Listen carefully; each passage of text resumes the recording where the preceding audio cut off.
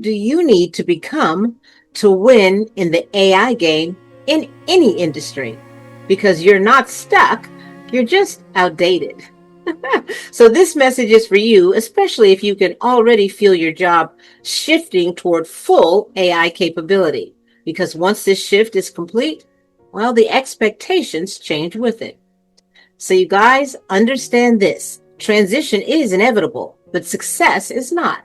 And right now, a lot of people are going through the transition, but very, very few have decided how they're going to come out on the other side. So before we go any further, let's deal with the elephant in the room, fear. Okay? Don't let fear decide how you move right now. There's a lot of noise.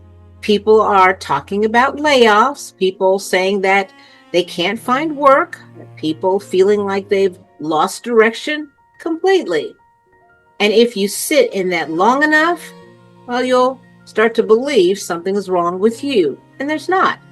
That's where people lose momentum. So let's correct it right now. You're not stuck, okay? You're not broken.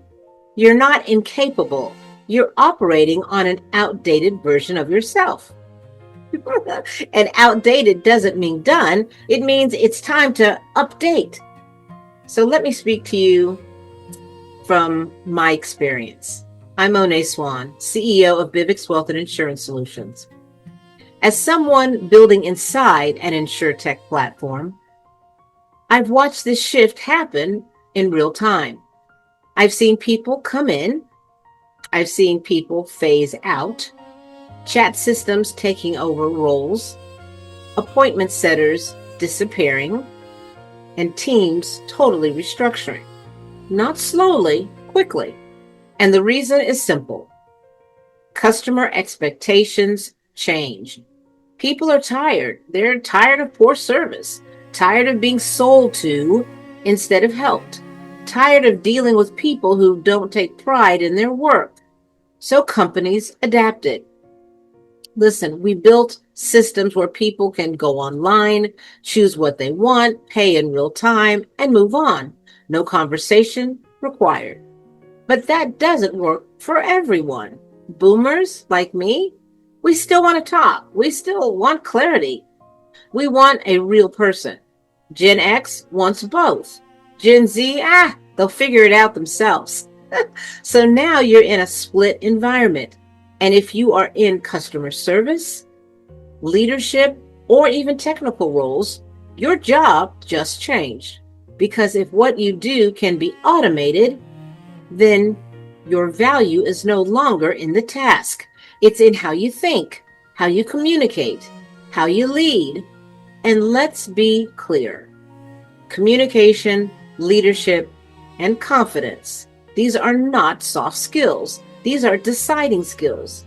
If you can't convince a hiring team that you can lead, that you can communicate clearly and quickly, that you can step into something unfamiliar without creating confusion, you will not get the opportunity. Not because you weren't capable, but because you didn't show it. So the question becomes, who do you need to become to stay in the game? And I'm going to give you 3 directives, not suggestions, directives. So listen carefully, because what I'm about to give you, you can't fake. But you can train it. And if you don't train it, you will get exposed. Directive number 1, prepare and practice until your response is automatic under pressure. This matters because real moments don't wait for you to figure it out. Interviews don't slow down. Leadership situations don't pause. You either have a reference point or you don't. And if you don't, you start guessing. You start talking in circles. You lose clarity. And the person before you who has practiced, who has prepared, who can clearly explain how they would handle a situation, they just took your opportunity. That's how fast it happens. Preparation is not optional. The strongest leaders, well, they've seen situations before. They've studied outcomes. They've practiced responses, pretty much like a fire drill. You don't wait for the emergency to decide what to do. You already know the steps. So when something happens, you move. So ask yourself, have you thought through what you would do if something goes wrong? Have you thought through how you would respond under pressure? Have you thought through how you would lead when things are unclear? Or are you planning to figure it out in real time? Because in this environment, that's how people get passed over. Preparation builds confidence. Practice builds clarity, and clarity is what people trust. Now, directive number 2. Communicate with clarity and confidence every time. That's what matters.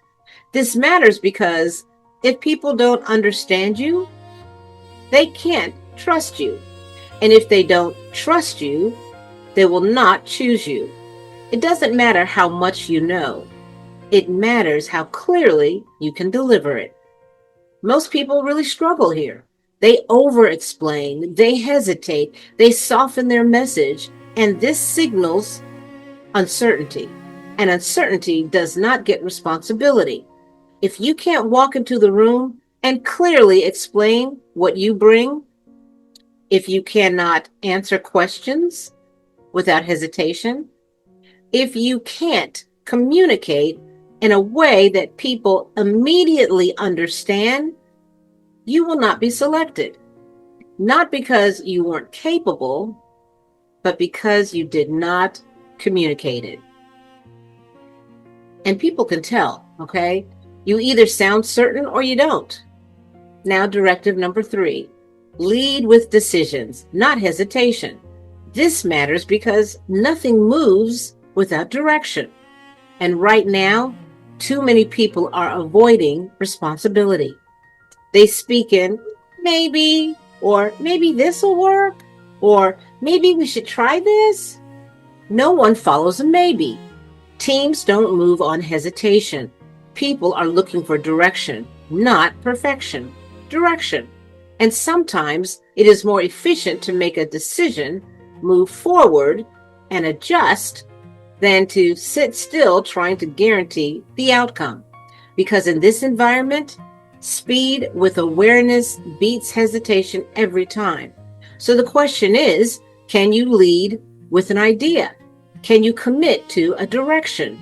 Can you take ownership of the result and keep things moving? Because that's leadership, and people know the difference. Now I want you to step back. How you prepare, how you communicate, how you make decisions. That's your real resume now, you guys.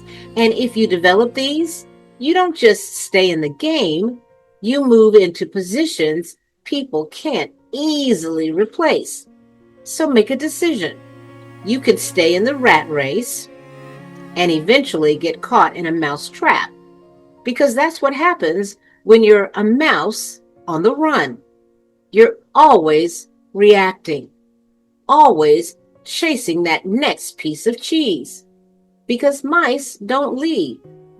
Or you can suit up for the technology game and rise using the 3 directives I just gave you, because the people who understand this shift, well, they're not worried about being replaced. They're the ones being selected. They're the ones with multiple offers. Today, you guys, decide, not tomorrow. Today, decide who you are choosing to become. You can move like a mouse, constantly reacting, or you can become a leader, a person with unlimited possibilities across industries. Because one thing has never changed: the skill set of a leader. And if you don't have it, you will feel it in your confidence, in your opportunities, and in your results. But if you're ready to build it, the mirror is where you start. Whether that's in a group setting or one-on-one support, this is where you develop the thinking, the communication, and the leadership skills required to create that career and the lifestyle you've always wanted.